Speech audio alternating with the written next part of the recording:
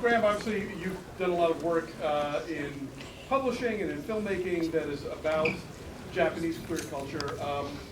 What set that off? Is there sort of one work that kind of began this process for you?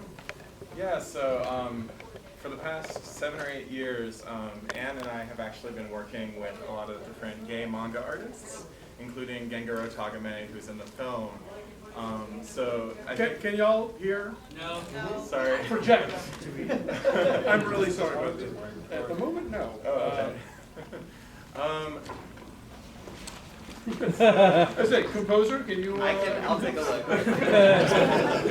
So basically, I had been a fan of gay manga artwork ever since I was in high school. It just offered me a sort of. There we go. Okay.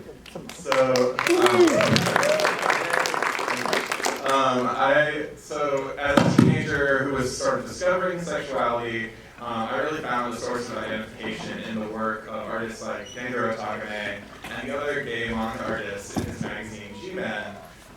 So about 10 years after discovering their work and finding it personally meaningful, I was surprised that it was still unavailable in English translation. And around that time, I thought maybe I should try to do some interviews with these artists for like a gay magazine or something. And that's when I reached out to Anne Ishii, who I had known through work at Giant Robot and mutual friends.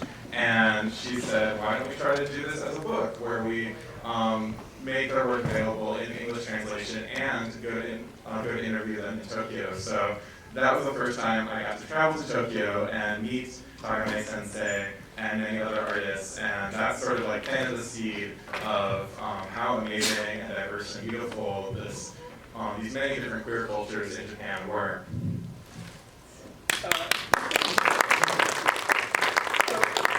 And you could address maybe just, since Graham doesn't speak Japanese, obviously that makes you a very key player in all this. Was this an aspect of the culture that you were familiar with, or was this all a big learning curve for you as well? First of all, Graham speaks excellent Japanese. I speak intermediate Japanese. Well, all the men at the gay bars we went to said you spoke excellent Japanese. I don't want to disabuse anybody of that notion. But yeah, no, the culture I always knew was there, and it was also sort of, I think just one thing I want to point out is that a lot of the information about this culture, the queer culture, and they call themselves sexual minorities, the language is developing at the pace of the internet, right? The internet's happening at the same time, so a lot of this information is sort of going back and forth and cross-pollinating with a lot of the language that's developing in the US and other parts of the world. So I just thought, coming into the project, it's not that the information wasn't there, it was just that it was presented weird.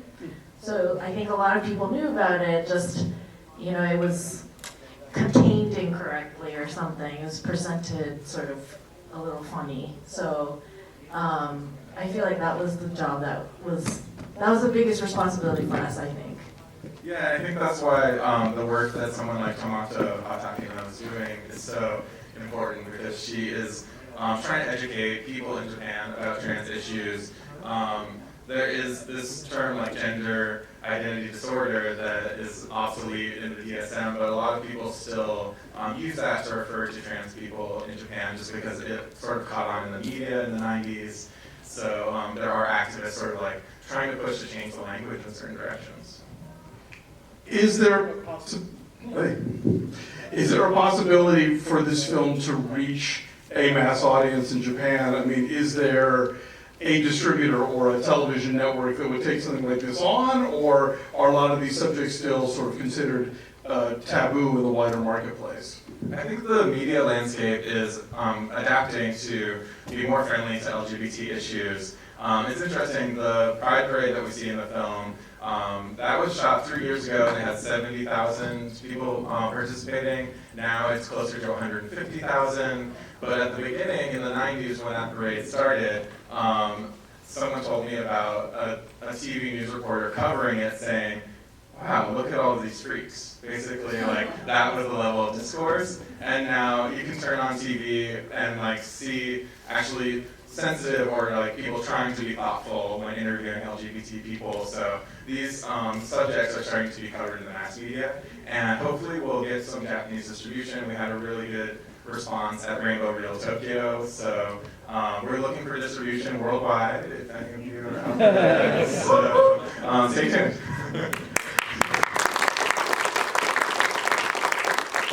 Having, for both of you, having come into this project, you know, you had traveled to Japan already, and you had a pretty good grasp on the subject before tackling the film. What did you learn in the course of making the film that maybe you didn't know going in? Yeah, so Anne and I started the first interviews in 2015 on like a short trip. We did 8 interviews, and then over the course of the next few years, we ended up doing over 100 interviews between Anne and my producer, Hiromi Ida, who said she couldn't be here tonight, but some work came up. But anyway, kind of got off track. What was I talking about? What did you learn in the process? So many things. Every interview. Your movie. Yeah, every single interview was just like a fascinating sort of 101 in all these different people's lives, and we tried to sort of take a step back and ask them what was important to them. We had questions, but also wanted them to sort of guide us in the direction of what was the crucial things in their life. One of the most interesting ones, I think, was Fuyumi Yamamoto, who runs the LGBT Deaf Center in Osaka, and she just had a lot of insight to drop on the intersections between the deaf community and the LGBTQ community. I want to add to that, a really nice surprise, not something I didn't know about, but something that just delighted me was how extremely generous they were with information. So Takama Gengoro, when we were starting Massive, just like opened up his Rolodex. You know, he was just like, you need to call that person, you need to talk to this person, and made himself available to our own colleagues. And, you know, working with anybody, he's like, I trust you, so I trust anybody you trust. You know, there was just like a real openness, which is really exciting because, and you know, no shade on Americans, but I think sometimes, especially in the big city centers, there's this sense of like, well, I want to make sure we're talking to, you know, the right team. I'm not going to name names, but there are other relationships we've had in other thematics where it's like, I'm working on this documentary, so I can't talk to this documentary. Or, you know, this subject matter, we're focusing on this subject matter, so we don't really want to cover that subject matter. But these guys were all like, no, you definitely need to talk to all of these other people, and here are their phone numbers. Absolutely, there was so much generosity and openness, and you know, it started with a handful of people that we had mostly already gotten to know through doing Massive Goods. But then, you know, they would say, talk to this person, talk to that person, and it really evolved organically from there.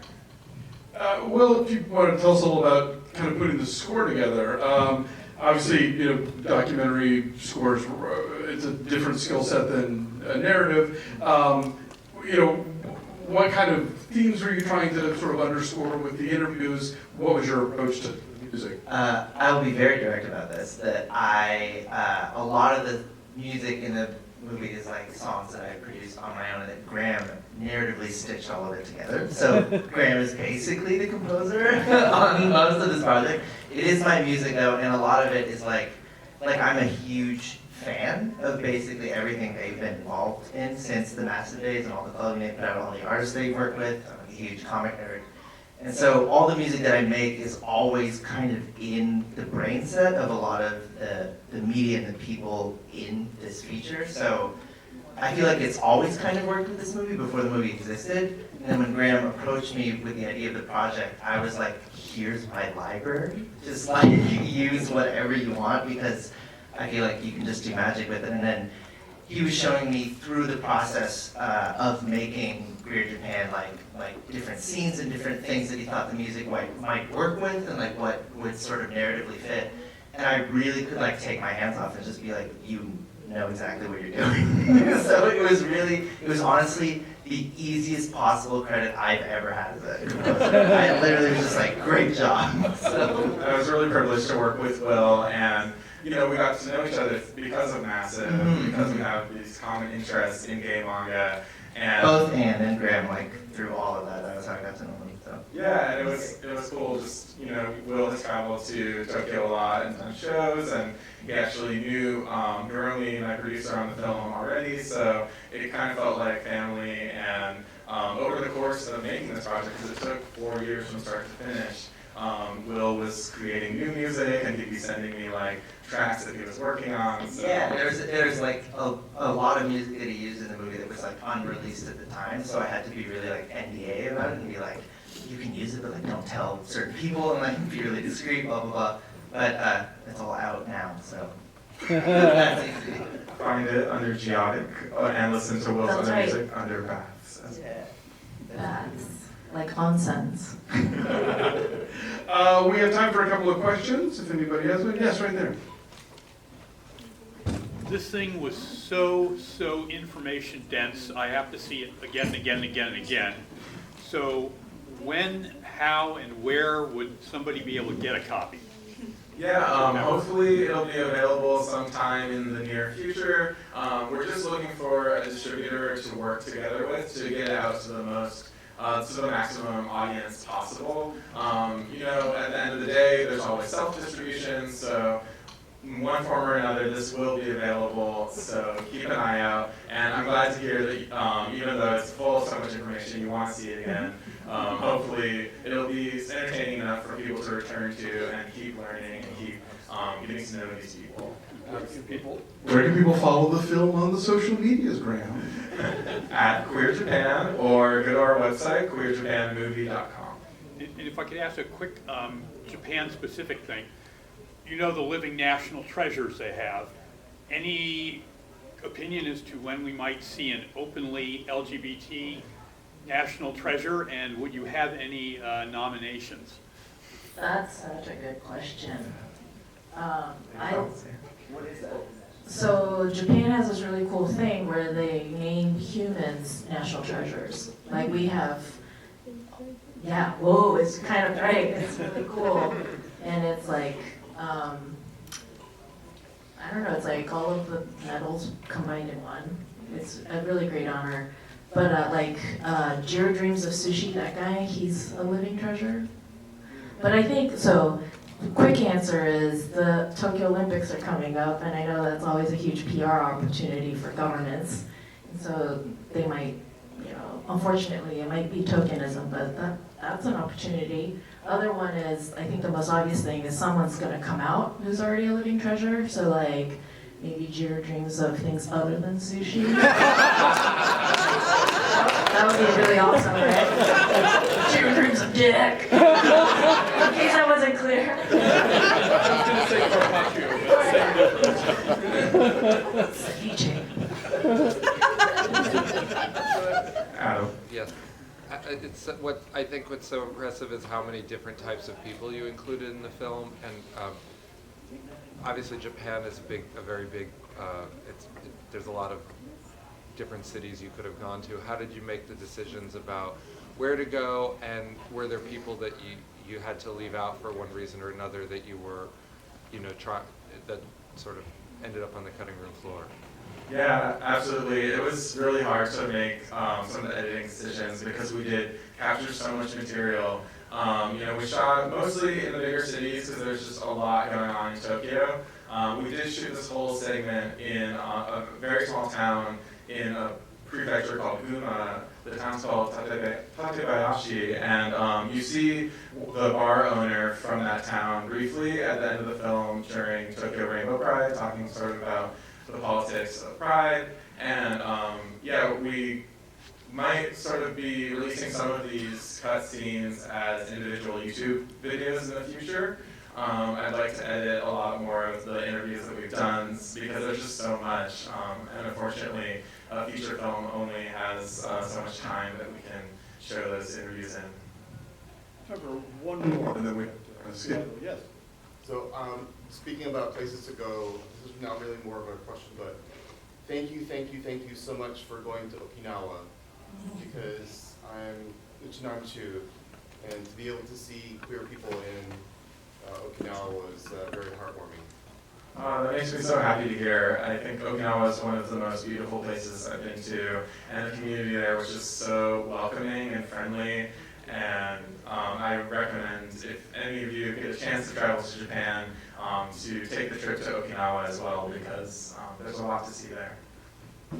Oh, I just wanted to add in regards to Okinawa, the beautiful thing about Queer Japan, and I think the work Graham's done, is use this way of looking at people in a way that I think that Japanese people, for lack of a better word, who are non-queer, can really understand how to look at themselves, and they're so proud of not being diverse, which sounds weird, but it's sort of, you know, if you look at it from a point of view of like, not conformity, but like, community, or yeah, like unison, like there's something really brilliant about unison, but there's so much diversity actually in the Japanese nation, right? And Okinawa is such a wildly different place than the rest of the archipelago, so I think it's a neat sort of what's the word? Not metaphor, allegory. Queerness as an allegory for the actual diversity that does permeate and exist in Japan. And just to add on to that very briefly, yeah, there is this saying in Japan, the nail that sticks out gets hammered down. And we didn't want to like focus too much on the pressure of conformity. Instead, we tried to highlight people who are doing their best to push things in a different direction. And I think that's why we started the film with Vivian Sato, who says she likes to be the noise. Well, congratulations to all of you. This is an extraordinary film. This mic sucks, I'm sorry. Congratulations to all of you, the film is extraordinary. We're so thrilled we could show it, so thank you for being here today. Thank all of you for coming, and please come back and see